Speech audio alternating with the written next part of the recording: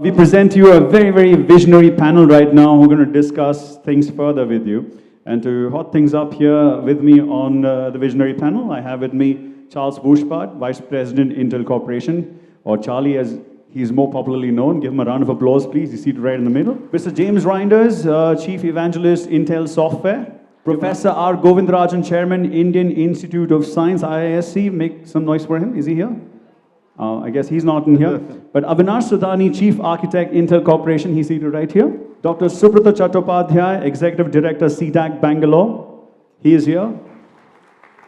And moderating this very interesting panel discussion is none other than our own Director for Asia Pacific and Japan for Data Center Group Intel. Ladies and gentlemen, put your hands together for Sita Ramakrishnan, please. He's seated right there at the end. And without further ado, I'm going to hand things over, and I'm so sorry, so I didn't get your name added right bit here.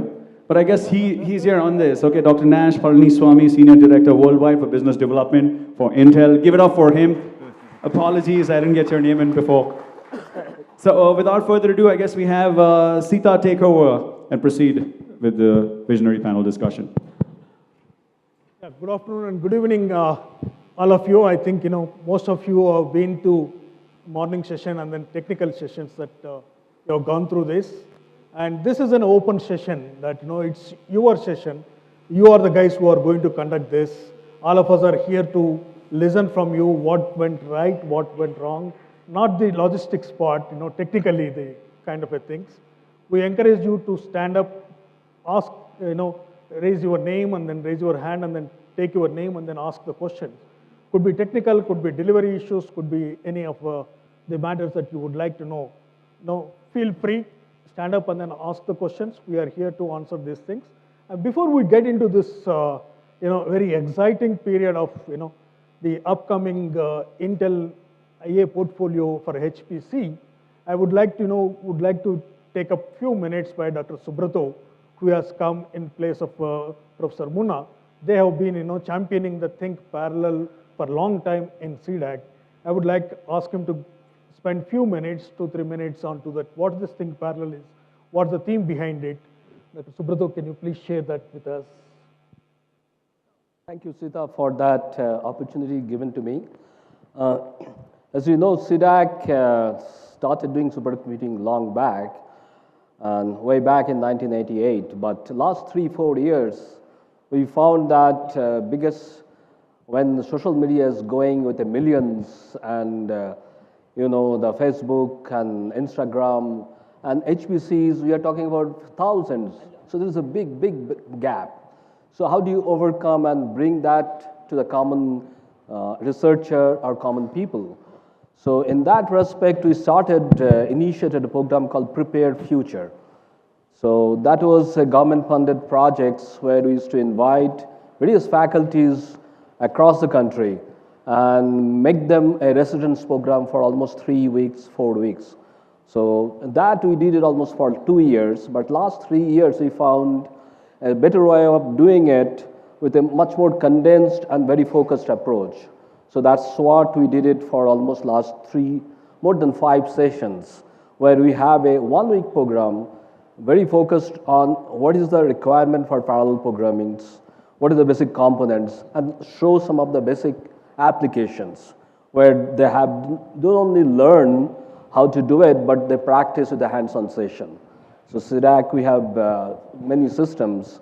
As you know, in Bangalore, we have that Param Padma. We have access to both AIX, that's IBM, and the Intel infrastructure. So people do parallel programming, doesn't matter which architecture they're using. But at the end of the day, they learn how to do both MPI, OpenMP, and all the tools related to it, and finally solve some problems. So that we could do it for last almost 2 years. Found out it's a very different kind of enriching experience. And as Professor Munna said in the morning, we have a big target of 20,000 now to educate people and see how they become HPC ready with parallel programmers. So that's all I thought I will share at this stage. Thank you. Thanks, Doctor.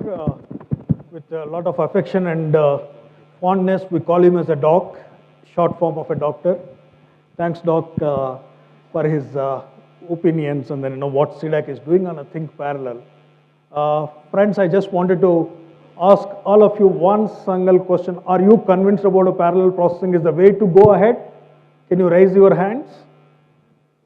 Okay, wonderful guys. All my effort, my colleagues' effort has been really successful. Thank you for this, nice greeting to us, nice giving back to us. If you guys are convinced about parallel processing, I'm sure that lots of doubts would be there in your minds. It's free flow for you guys. All the experts are here, architects to solutions that you have here on the dais.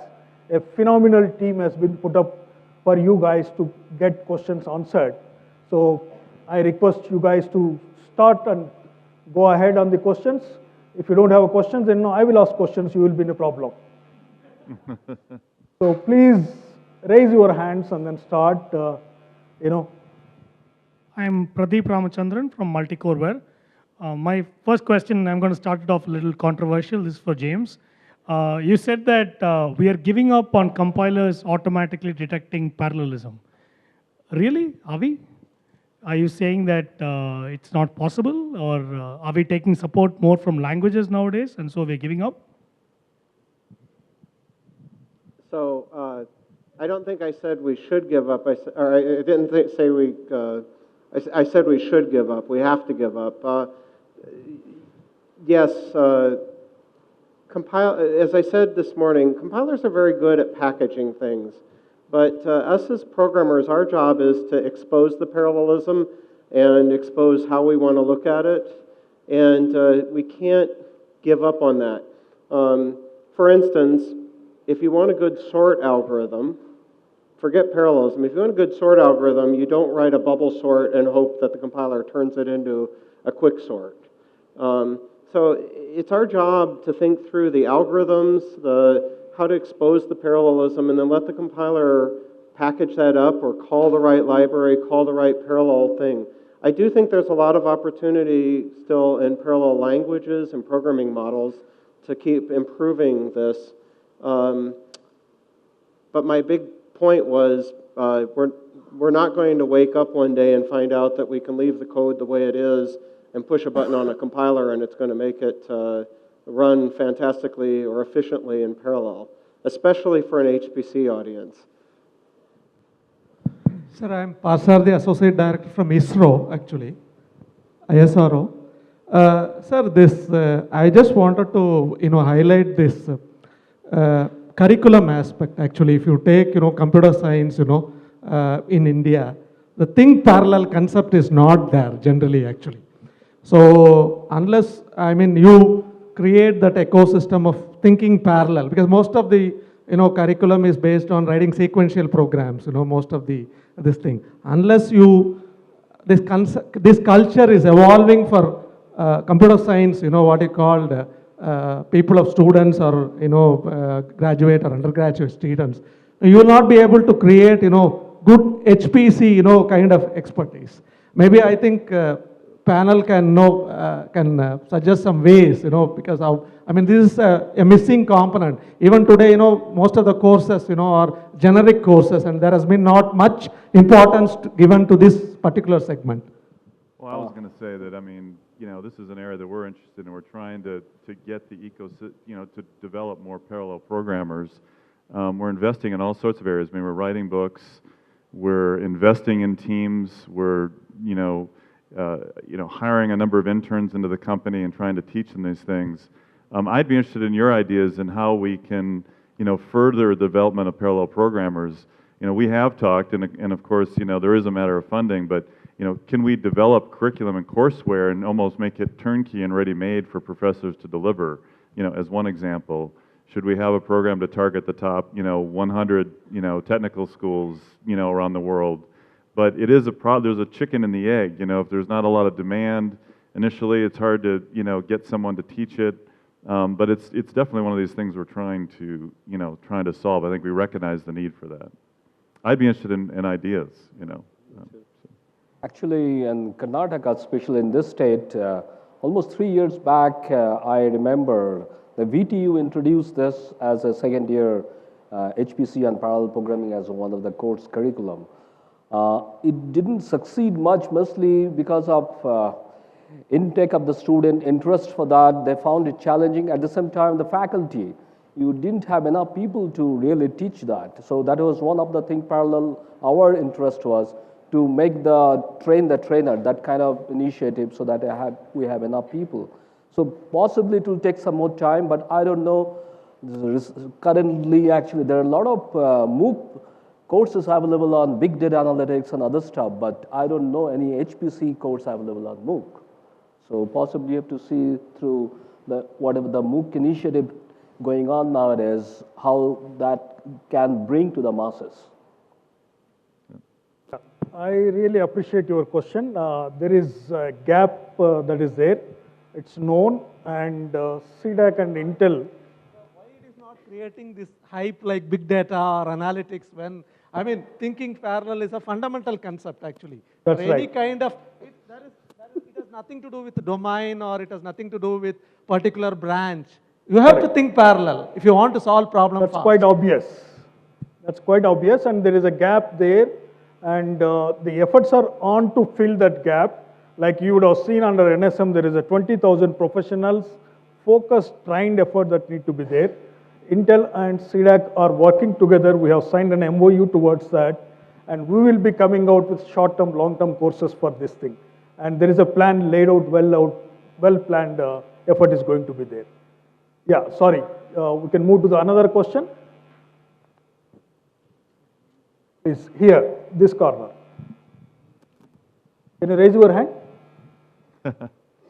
So I have my question is, we have a lot of programming models, like you take C++, AMP is there, and CUDA is there, OpenCL is there, OpenMP is there. So there are, like, if you see that, like, looks to me that some features are taken from that to this to this. So it's like going from CUDA you take something. So I would like to know actually which one will actually like good, or which combinations we have to select in a long run. So lots of programming models. I mean, I would like to know which one is really actually useful in the long run, or which one will withstand for a long run. Like some died, like Brook+ is one example. It's dead. So I would like to know which combination will really work in the long run. Just to add to that, right? The way I think about it is, by the way, it's a very good question.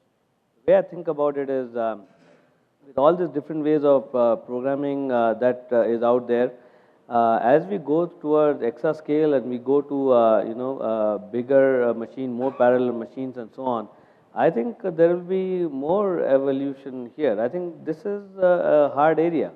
As I was speaking to a couple of folks earlier in the day, I said the way I feel it is the big challenge in front of us is, as we are providing all these technologies and supercomputing technologies, moving to exascale, programming that would be a challenge in front of us. And I feel that we have not seen the end of it. I mean, there will be more evolution here. What I think is important is all these programming models are different, but they have commonalities among it. So as long as we start thinking in terms of how we parallelize our code and think in terms of trying to write a code so that we can utilize the full machine as efficiently as possible, I think that's probably the right way to go, and that gets us more prepared for the future. So I don't have a direct answer to your questions like which one, but I think there will be more stuff here in future. Next. Okay, I guess with that, the entire hall out here who's gained so much knowledge through the day could give a round of applause to our visionary panel who gave us so much more this evening over the last hour and a half. What was initially supposed to be a 45 minutes discussion went on for more than an hour and 15 minutes or so. Thanks to your enthusiasm, each and every one of you. And thanks to all the questions that came out. So with that, thank you so much, gentlemen, for joining us here.